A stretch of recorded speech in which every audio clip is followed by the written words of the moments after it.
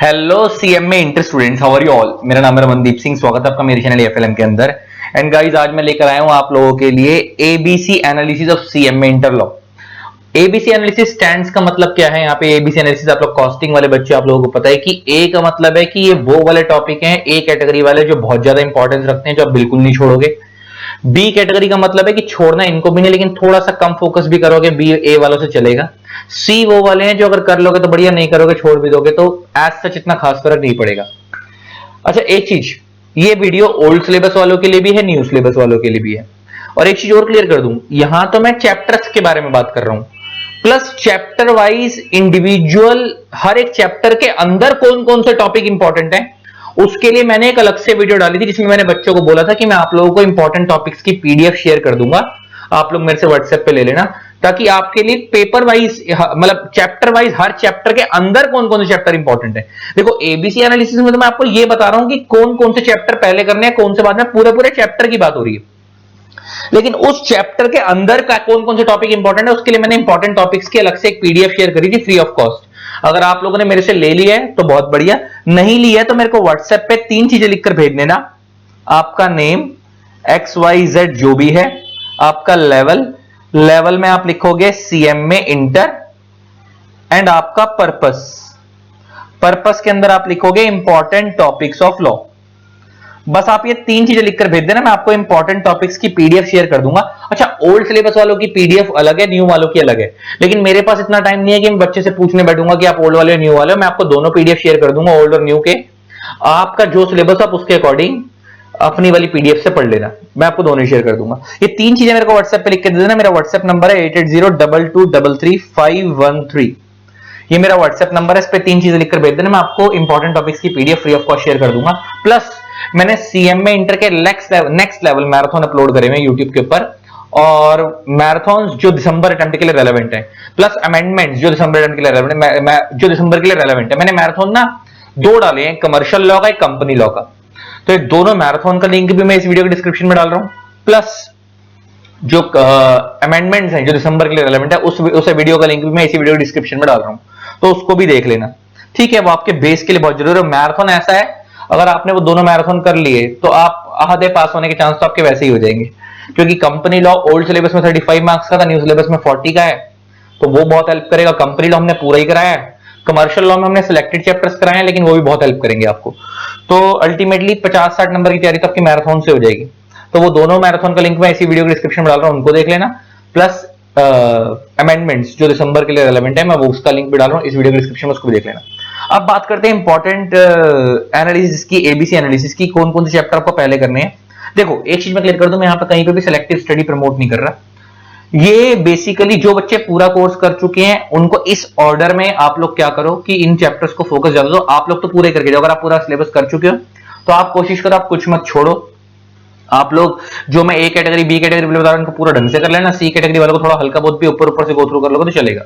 लेकिन जिन्होंने अभी तक पढ़ाई चालू ही नहीं की है, या अभी चालू करे हुए 15, 20, 25 दिन ही हुए हैं, महीना ही हुआ है, और अभी कोर्स निपटाने बैठे हैं आखिरी के टाइम पे, बहुत सारे बच्चे ऐसे होते हैं, तो वो लोग अगर सी कैटेगरी वाले टॉपिक छोड़ भी देंगे और ए और बी वाले कर लेंगे, क्योंकि पास होने के चांस उनके वैसे भी नहीं थे, तो क्या पता उनकी किस्मत साथ दे जाए। तो पहले मैं ए कैटेगरी वाले इंपॉर्टेंट टॉपिक की बात कर रहा हूं, न्यू सिलेबस वालों की, फिर मैं ओल्ड सिलेबस वालों के बारे में बात करूंगा। तो न्यू सिलेबस में अगर मैं ए कैटेगरी में बात करूं, सबसे पहले आपको एथिक्स करनी है, क्योंकि आपके पेपर में 15 नंबर की है। फिर इंडस्ट्रियल लॉ करना है, और इंडस्ट्रियल लॉ पूरा करना है। ये दो आपको 2 चैप्टर दिए, अगर आप 2 कर लोगे, इंडस्ट्रियल लॉ छोटा सा है, 5 चैप्टर आपके कोर्स में, और एथिक्स, ये 2 कर लोगे तो आपके 30 मार्क्स तो यहीं पक्के हो जाते हैं,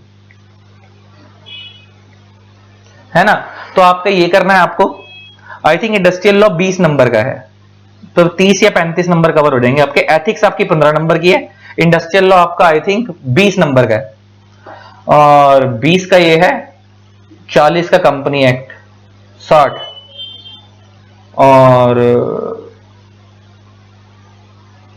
कमर्शियल लॉ एथिक्स 15 की, पता नहीं, आई थिंक 15 का है इंडस्ट्रियल लॉ या 20 का है। आप 30-35 नंबर मान के चलो, मेरे को एक्जैक्टली याद नहीं आ रहा, एक्चुअली में ओल्ड और न्यू की वेटेज में कंफ्यूजन हो जाती है। एथिक्स का तो मेरे को क्लियर था कि ओल्ड सिलेबस में 10 नंबर की थी, न्यू में 15 मार्क्स की है, ये देख लेना। तो ये किए हो गए, प्लस फिर ये तो पूरे पूरे करने हैं एथिक्स और इंडस्ट्रियल लॉ, इसमें तो कुछ छेड़ाछाड़ी करनी नहीं है, छोड़ना ही नहीं किसी भी हालात में। फिर हम बात करते हैं कमर्शियल लॉ में। कमर्शियल लॉ में कॉन्ट्रैक्ट एक्ट करना है। कॉन्ट्रैक्ट में भी ना पूरा कॉन्ट्रैक्ट की मैं बात नहीं कर रहा, ये कैटेगरी में इंपॉर्टेंट है। कॉन्ट्रैक्ट में कुछ टॉपिक मैंने बता दिए कि जो ए कैटेगरी वाले जिन पर ज्यादा फोकस करना है। एक क्वासी कॉन्ट्रैक्ट का टॉपिक, एक प्रीविटी ऑफ कॉन्ट्रैक्ट का टॉपिक, एक इंडेमनिटी और गारंटी वाला टॉपिक है वो, और बेलमेंट प्लेजर एजेंसी वाला टॉपिक। ठीक है, ये करने हैं। सेल ऑफ गुड्स एक्ट करना है, introduction to law and legal system करना है, ये कमर्शियल लॉ के चैप्टर्स हो गए। फिर कंपनी लॉ पे मूव करते हैं। कंपनी लॉ में जो प्रीलिमिनरी वाला चैप्टर है, इसके अंदर इंट्रोडक्शन और टाइप्स ऑफ कंपनी वाला टॉपिक होता है। इनकॉर्पोरेशन एमओए वाला, share capital, general meetings, directors, ये हो गए आपकी ए कैटेगरी वाले चैप्टर्स, ये कंपनी लॉ से। कैटेगरी बी के अंदर क्या क्या आता है? पार्टनरशिप एक्ट पूरा। नेगोशिएबल के अंदर मैंने पूरे की बात नहीं कर रहा, कुछ टॉपिक की मैंने बात करी है जो इंपॉर्टेंट है। होल्डर इन ड्यू कोर्स वाला, क्रॉसिंग ऑफ चेक वाला, material alteration, noting and protesting, dishonour of cheque, ये मोस्ट इंपॉर्टेंट टॉपिक है नेगोशिएबल के। फिर आता है एलएलपी, ये पूरा, और चार्जेस, ये कंपनी लॉ का टॉपिक है। चार्जेस यहाँ पे ये बी कैटेगरी वाले हो गए, मतलब इनको उनसे कम फोकस भी करोगे चलेगा, लेकिन करना इनको भी पूरा ही, छोड़ना नहीं है। फिर बैलेंस टॉपिक सी कैटेगरी में कौन सा होगा? Balance topic left. आपके ओवरऑल लॉ में जो बचे कुछ टॉपिक है वो बैलेंस टॉपिक लेफ्ट सी कैटेगरी वाले हो गए।